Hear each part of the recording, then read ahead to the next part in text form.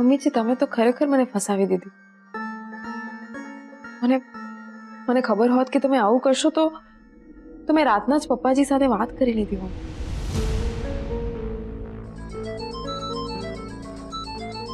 પપ્પાનો phone. હા બોલો પપ્પા. હા દીકરા, તું અને આયેશા બંને ઓફિસ જવા નીકળી જજો. અમને લોકોને જરા આવતા વાર લાગશે. અને હા, પેલા એકાઉન્ટન્ટની પાસે જરા ધ્યાન રાખીને બેલેન્સ શીટ કરેક્ટ કરાવજો. હું 11:30 સુધી પહોંચું છું. ઓકે પપ્પા, પણ તમે લોકો છો ક્યાં? અરે ભાઈ, આજે સવારથી તારી મમ્મીએ કેર વર્તાવ્યો છે મારી ઉપર. જબરજસ્તી લઈને મને વોક પર નીકળી. 1.5 કલાક ચલાવ્યા પછી અચાનક ગાંઠિયાનો નાસ્તો કરવાનું કહ્યું. હવે પેટ પૂજા પતાવ્યા પછી હવે એને મંદિરે જઈને પ્રભુ પૂજા કરવી છે. એટલે અમને લોકોને જરા આવતા વાર લાગશે. તમે લોકો નીકળી જજો. ઓકે પપ્પા, અમે લોકો નીકળીએ છીએ. ઓફિસમાં મળીએ. Okay, bye. પપ્પા કહે છે કે અમને આવતા લેટ થશે. આપણે ઓફિસ માટે નીકળીએ.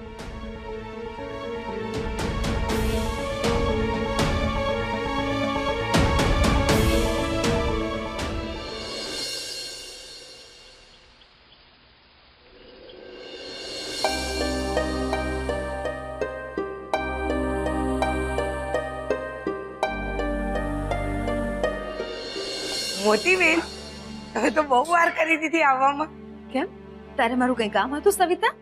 ના, કામ કઈ નહીં હોતું, પણ આ તો તમને બહુ વાર લાગી ને એટલે. બહુ સાચી વાત કરી સવિતા. તારી મોટી બેને તો આજે મને ચલવીને મારો કુચ્ચો કાઢી નાખ્યો.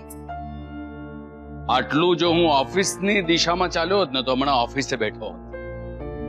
જાવ હવે, કઈ એટલું બધું નથી ચાલ્યા આપણે. સવિતા, આરવ અને સોનું ઓફિસ જવા માટે નીકળ્યા?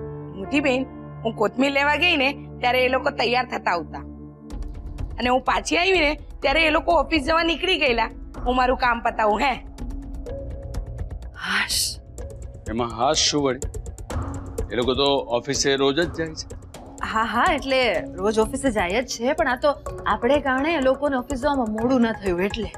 ઓહ, ખરેખર તે એટલે જ હાશ કહ્યું. હા, હવે જાઓ, તમારે પણ ઓફિસે જવામાં મોડું થશે ને. તમે તૈયાર થઈને નીકળો, ત્યાં સુધીમાં હું તમારા માટે ટિફિન બનાવી નાખું. તું ગમે તે કે કોકી, પણ આજની સવાર મને કાયમના માટે યાદ રહી જવાની. આટલું તો વર્ષોથી નથી ચાલ્યું. અત્યારે તમે ઉપર જાઓ ને, મસ્ત મજાના નાઈ લો, તાજા માજા થઈ જાવ. એવું હશે ને તો રાતે પગ પણ દાબી આપીશ ને માલિશ પણ કરી દઈશ. મારી બોચીએ દબાવી. હા, બધું કરી દઈશ. ઓ માં, આજે મેં તમને એટલે આટલું બધું ચલાવ્યા જેથી આપણા આરવ અને સોનુના લગ્ન જીવનનું ગાડું બરાબર ચાલે.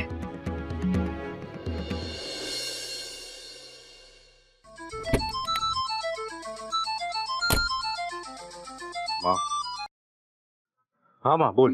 બેટા, જમી લીધું? ના, હમણાં જમી લઈશ. કે બહાર છો? હા, હું લોયરને મળવા માટે ગયો હતો. બસ હમણાં થોડી વારમાં ઓફિસ પહોંચી જઈશ. અચ્છા, આરવ બેટા, હું શું કહું છું, સોનુનો મૂડ તો ઠીક ઠાક છે ને? મારો કહેવાનો મતલબ છે કે ઉદાસ તો નથી ને બેટા? માં, એ મને કેવી રીતે ખબર પડે? આપણું માણસ કોઈ વાતને લઈને ઉદાસ હોય તો આપણને ખબર પડે જ આરવ. માં, તું એને જ પૂછી લે ને, એ જ બેટર છે. આરવ, મારે એને સીધે સીધું નથી પૂછવું, એટલે જ તને પૂછું છું. સમય અને સંજોગોને સમજવાની કોશિશ કર. ઠીક છે માં, હું રાત્રે એની સાથે વાત કરીશ. પણ હું શું કહું છું, તું આયશાને કહે ને કે એનું કામ પતી ગયું તો ઓફિસમાં આવી જાય. ઓફિસ આવી જાય એટલે? સોનુ તારી સાથે ઓફિસે નથી આવી? ના. તો સોનુ ઘરે પણ નથી આરવ? વોટ? હા, તમે બંને સાથે ઓફિસે જવા નહોતા નીકળ્યા? ના, પપ્પાએ અમને ઓફિસે જવા માટે કહ્યું એટલે એણે મને એમ કહ્યું કે તમે ઓફિસે પહોંચો, હું પાછળથી તમને જોઈન કરું છું. શું વાત કરે છે આરવ? હા, અમે લોકો સાથે નથી નીકળ્યા અને મને એમ કે પપ્પા સાથે આવી જશે. પણ તે કહ્યું તું ને કે તું બહાર ગયો હતો. કદાચ તું નીકળ્યો હોય ને પહોંચી હોય.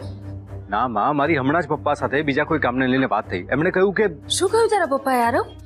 એ જ કે આશા હજી સુધી ઓફિસ કેમ નથી આવી. હે ઠાકોરજી, આ છોકરી ઘરમાં નથી, ઓફિસમાં નથી, આ છોકરી ગઈ ક્યાં? હવે તને સમજાય છે મારી વાત આરવ કે હજુ પણ નથી સમજાતી? મેં કેટલીય કોશિશ કરી કે સોનું આવેશમાં આવીને કોઈ નિર્ણય ના લે. જે વાતનો ડર હતો એ જ થયું. માં તું શું કામ આવું આડું અવડું વિચાર છે? બની શકે ને કે એના કોઈ કામથી બહાર ગઈ હોય. એ કોઈ દિવસ આમ કહ્યા વગર ક્યાંય નહીં જાય. તું ફોન મૂક, હું જેને ફોન કરીને પૂછું છું કે એ ક્યાં છે.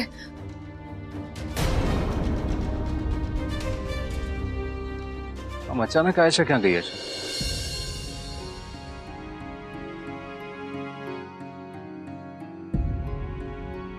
આ સોનુનો ફોન તો બંધ આવે છે. ઠાકોરજી, ક્યાંક સોનું ઘર છોડીને તો નથી જતી રહી ને? હિનાબેનને ફોન કરીને પૂછો. રિંગ તો વાગે છે. આ હિનાબેન ફોન કેમ નથી ઉપાડતા? હિનાબેનના ઘરના નંબર ઉપર ફોન કરવા દે.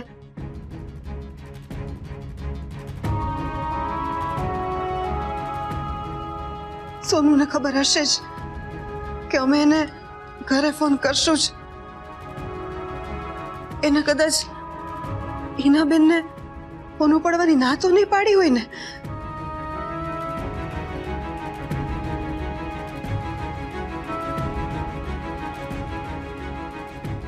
તે શું કર્યું સોનું? ક્યાં છે તું? હે ભગવાન, આ સોનું ક્યાં છે? કેમ ખબર પડશે?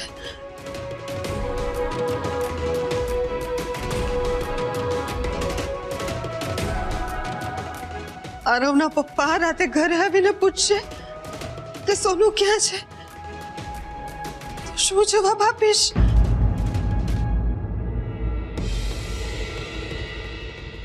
સોનું, ક્યાં છો તું?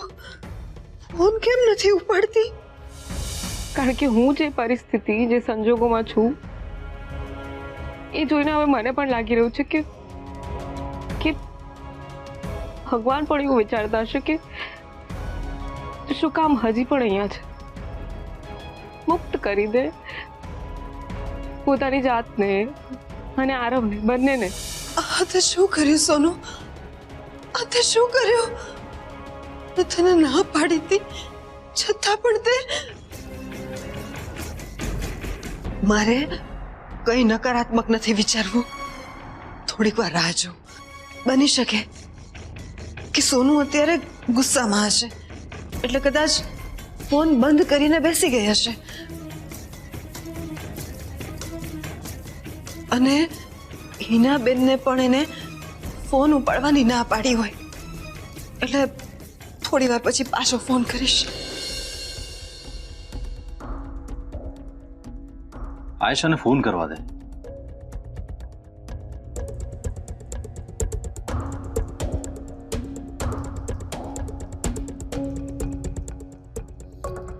લાગે છે હજી એને ફોન ઓન નથી કર્યો. એકવાર માને પૂછી લઉં કે આયશા ઘરે આવી કે નહીં.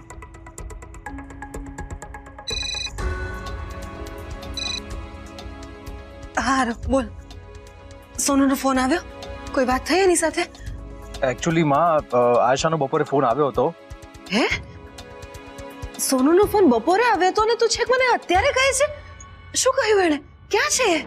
અરે માં, પહેલા મારી વાત તો સાંભળ. એનો ફોન આવ્યો ને ત્યારે હું મીટિંગમાં હતો એટલે એનો ફોન રિસીવ ન કરી શક્યો. ઓહ. અને પછી મેં ટ્રાય કર્યો ને તો એનો ફોન બંધ આવે છે. તારી કઈ વાત થઈ એની સાથે? ક્યાં છે? મેં પણ એને ફોન કરી જોયા. સોનુનો ફોન તો સતત બંધ આવે છે. હિનાબેન ફોન નથી ઉપાડતા, ઘરનો ફોન કોઈ નથી ઉપાડતો. એક વાત ધ્યાનથી સાંભળી લે આરવ, જો મારી સોનુને કાંઈ પણ થયું છે ને તો હું તને ક્યારેય માફ નહીં કરું.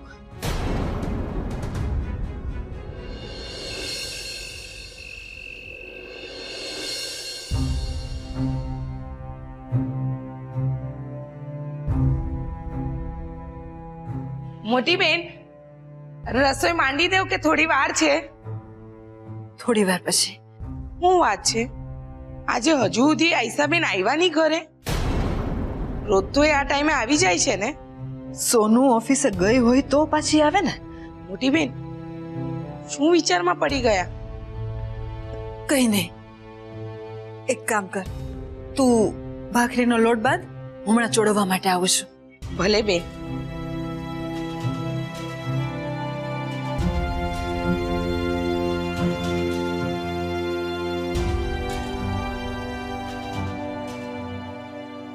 સોનુ એનો ફોન ચાલુ કર્યો હોય તો સારું.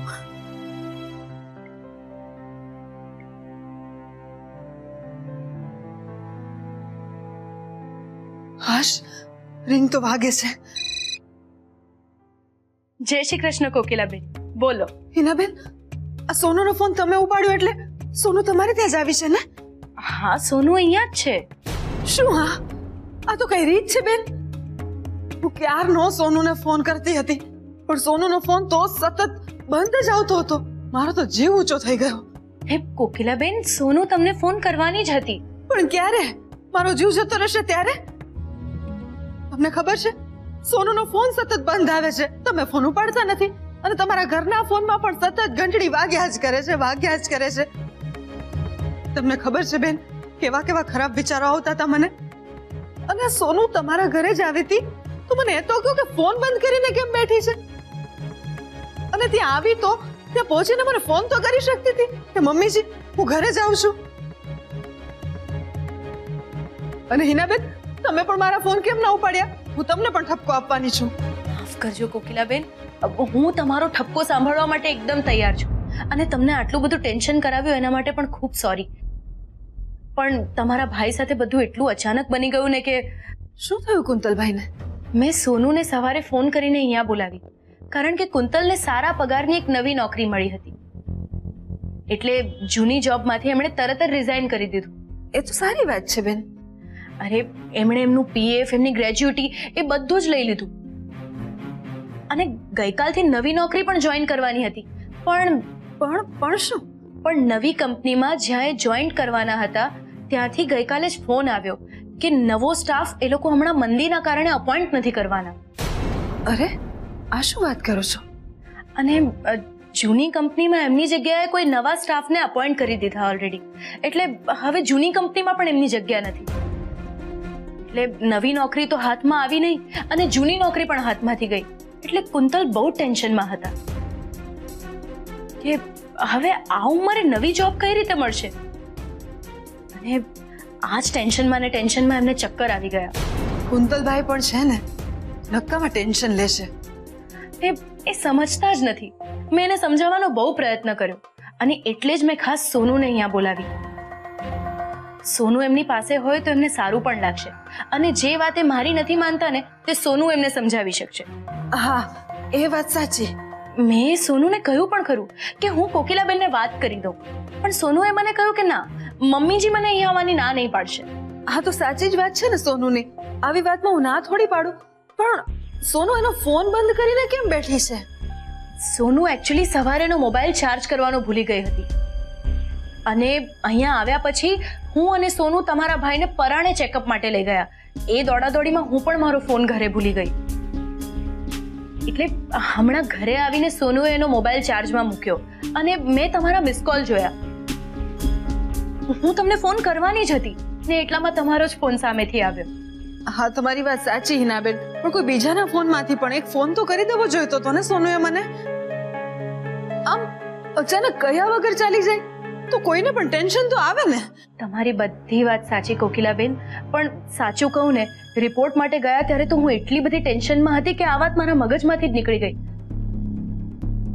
હા, પણ સોનુ કહેતી હતી કે એણે તમને કંઈક મેસેજ કર્યો હતો. મેસેજ? હું ક્યારની મેસેજ વાંચવાની?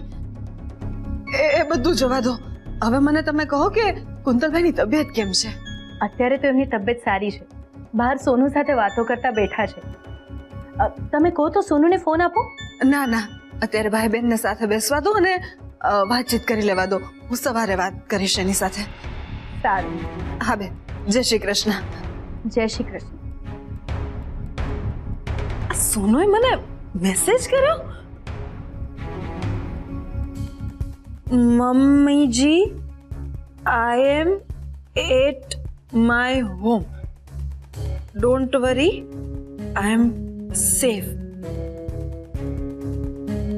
અમારા ટીચરજી પણ કમાલ કરે છે. જતા જતા પણ મને ભણાવવાનું છોડતા નથી.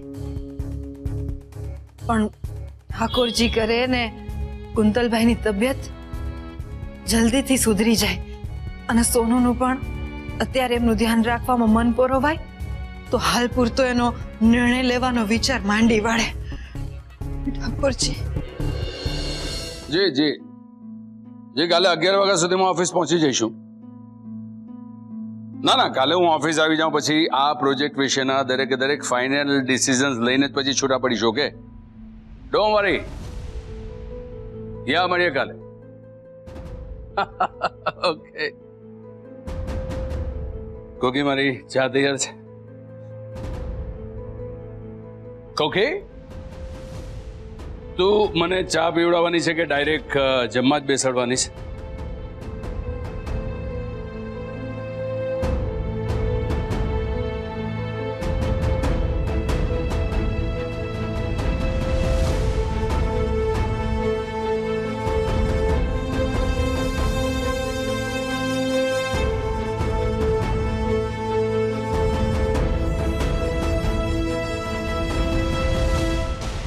કોકી,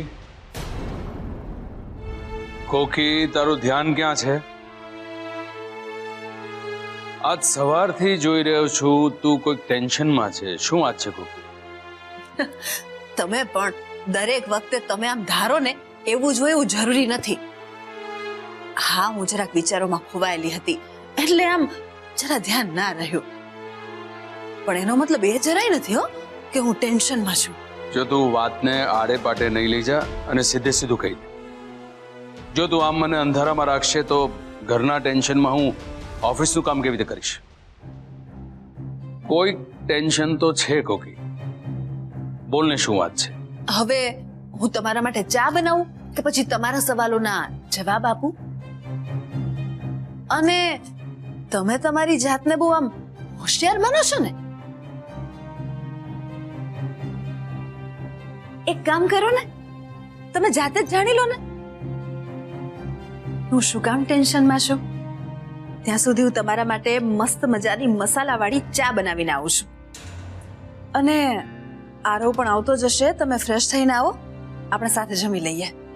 કેમ, આપણે 3 જ જણ? આયશા પણ જમશે ને આપણી સાથે? ઓ યા કોકી, આજે આયશા ઓફિસમાં પણ નહોતી આવી. ક્યાં હતી? ક્યાં? સોનુ થોડા દિવસ એના પિયર રોકાવા માટે ગઈ છે. આમ અચાનક પિયરે રોકાવા ગઈ?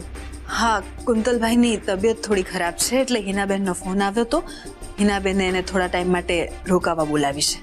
ઓહ, તો આપણે કુંતલભાઈની ખબર કાઢવા જવું છે ને? હા હા, કાલે કે પરમ દિવસે જતા આવશું. ઠીક છે, હું ફ્રેશ થઈને આવું છું. આપણે જઈએ તો ખરા, પણ મને ડર છે કે આપણે ત્યાં જઈશું ને સોનુ એને જે વાત કરવી છે એ ઉખેડશે ને તો બધું જ ખતમ થઈ જશે. અરે, મને એ નથી સમજાતું કે તમે શું કામ આટલું બધું ટેન્શન લો છો. આપણને કોઈ તકલીફ નહીં પડે. અને હવે તો સોનુ પણ અહીંયા આવી ગઈ છે. અને તમને ખબર છે સોનુ શું કહેતી હતી? એ કહેતી હતી કે નોકરી છૂટવી એ કઈ જીવનનો અંત થોડી છે. અને જોજો ને, આજે નહીં તો 1-2 મહિના પછી તમારે લાયક કોઈને કોઈ જોબ મળી જ જશે. અરે, તમે કંઈક તો બોલો. શું કામ મનમાં ને મનમાં મૂંઝાયા કરો છો? તમને મેં કેટલી વખત કહ્યું છે કે તમારા મનમાં જે કંઈ પણ ચાલે છે તે બોલી નાખો તો તમને પણ સારું લાગશે. હવે તો સોનુ આપણી સાથે જ છે. જુઓ કુંતલ, તમે ચિંતા નહીં કરો. એવું હશે તો હું આરવ કુમારને વાત કરીશ અને આરવ કુમાર તમારા માટે કોઈ સરસ નોકરી શોધી જ કાઢશે. અને જ્યાં સુધી તમને નવી નોકરી નહીં મળે ને ત્યાં સુધી સોનુને આપણે આપણી પાસે જ રાખશું. પણ આટલા બધા દિવસ સોનુ આપણા ઘરે રોકાશે તો આરવ કુમારને કે કોકિલાબેનને વાંધો નહીં હોય? અને આરવ કુમારને સોનુ વગર ચાલશે? આરવ કુમાર ખૂબ સમજુ છે અને આવી બધી સિચ્યુએશનમાં તો સપોર્ટ કરે એવા છે.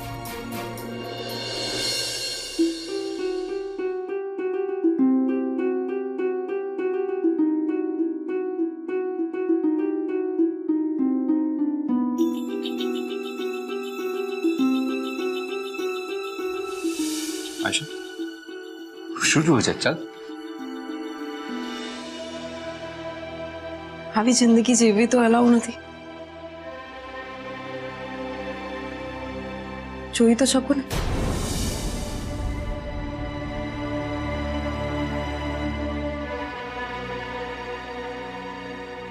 હું અહીંયા એના માટે જ તો છું કે મારે બધાની વાત જાણ્યા કરવાની, સમજ્યા કરવાની.